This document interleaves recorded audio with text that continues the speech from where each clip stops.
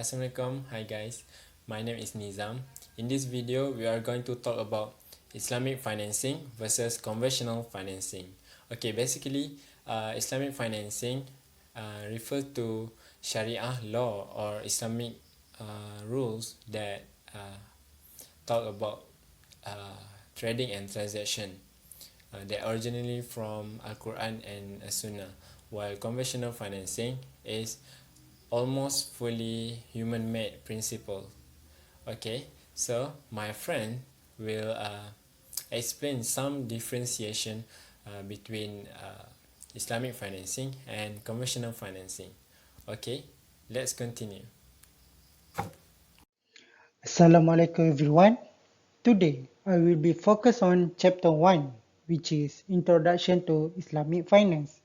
In this chapter, I will be highlighted the differences between riba, which usually involve in conventional banking, and profit, which usually involve in Islamic banking. My name is Muhammad Najm Hakimi bin Kamal. Let's start my presentation with the first differences. Riba was based on lending, which involved the relationship between lender and borrower, while profit was based on trading, which involved the relationship between buyer and seller.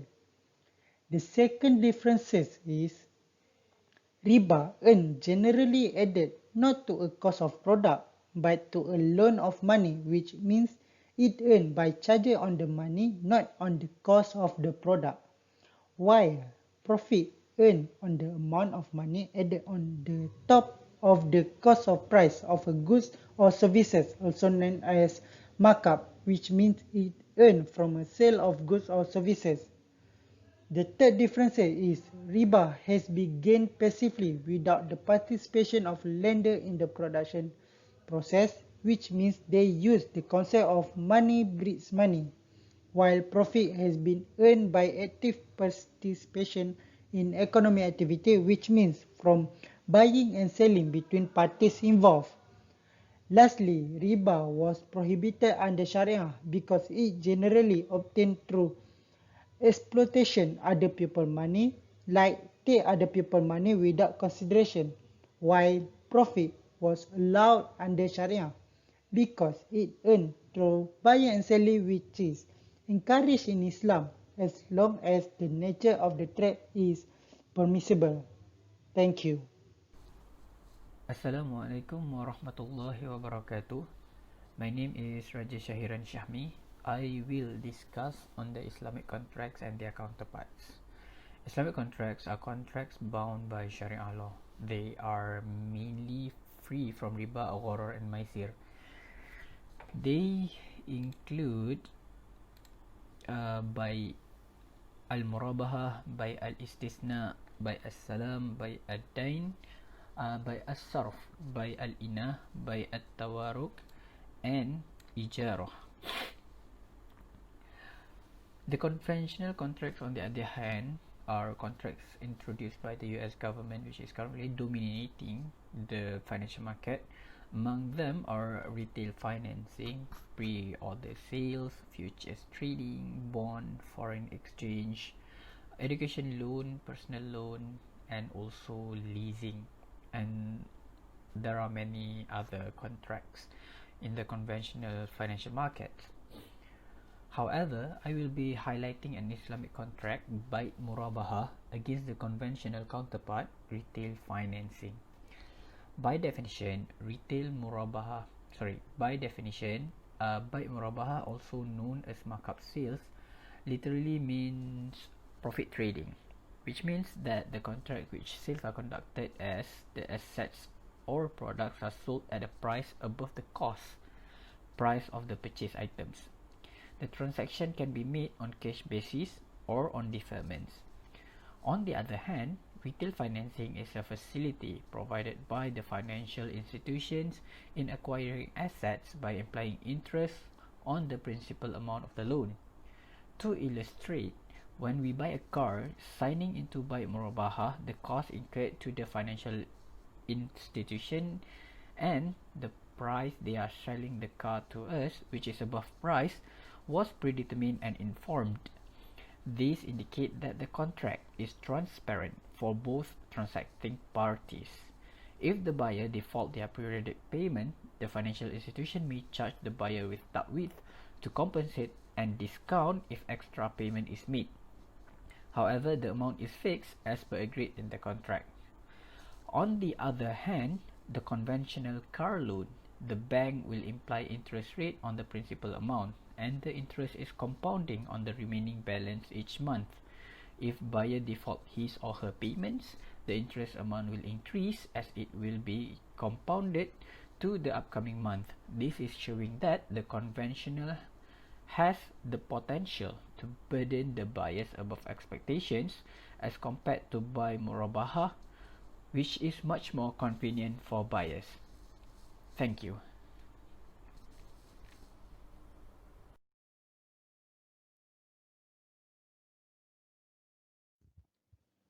Now, I am Muhammad Ashraf bin Babadar would like to share about the difference between sukuk and conventional bond. First, let's go through how bonds and sukuk work. For conventional bond, let's say company A need money to support their business. So, they issue the bond and sell it to the investor. Then, investor will hold the bond and receive a fixed return, and at the same time will receive the principal value at the maturity date.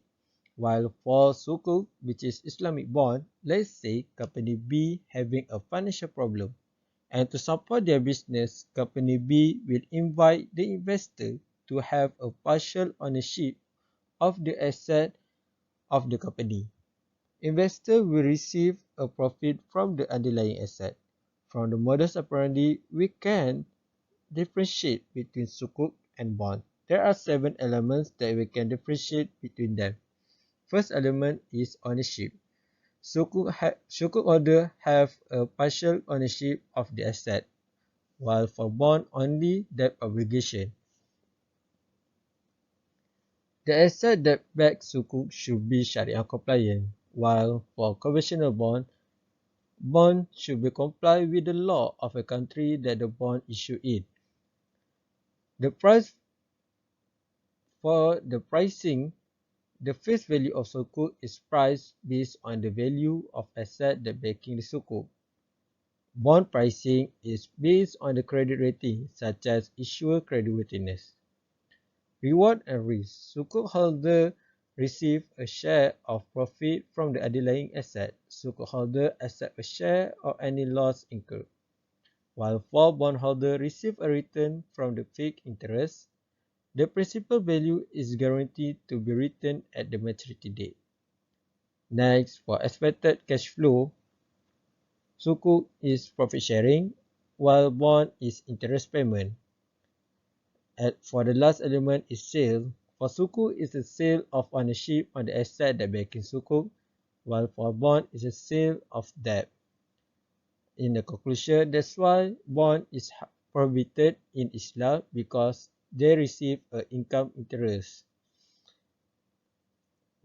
So let's invest in sukuk.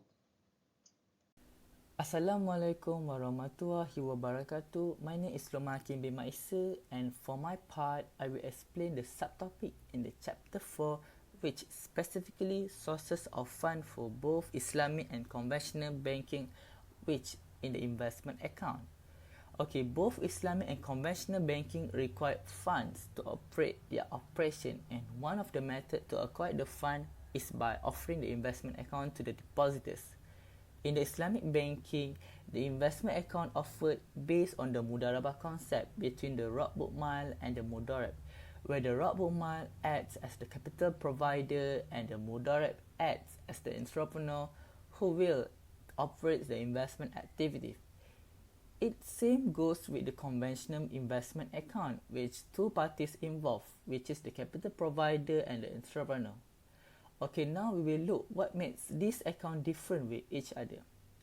Based on the return of the account, in the conventional side, the investment account is based on the predetermined interest rate which agreed by the two parties. In the Islamic side, the return of this account is based on the predetermined profit sharing ratio which agreed before the investment start. On the conventional side, there is no losses involved since they based on the predetermined interest rate. This means that if the investment does not making any profit, which losses, the bank who runs the investment still compulsory to pay the interest rate to the depositors, which the interest rate in the Sharia side is not allowed. Islamic investment account, both parties are sharing the risk. If the investment does not making any profit, the Rabbul Mal will bear the losses, whereas the Mudarrib will lose their time and effort in conducting the investment activities. In terms of the activities of the investment, in the conventional side, activities is not restricted, which means that the fund in the account can be invested to any sector to maximize the profit. However, in the Islamic investment account, the activities are restricted to certain sector, which means that the Mudarrib who conducts the investment activities can invest the fund on the sector which Sharia compliance. They cannot invest the fund on the sector which not recognized by the Sharia, such as alcoholic beverages sector or non-halal food sector. Okay, that's all from us.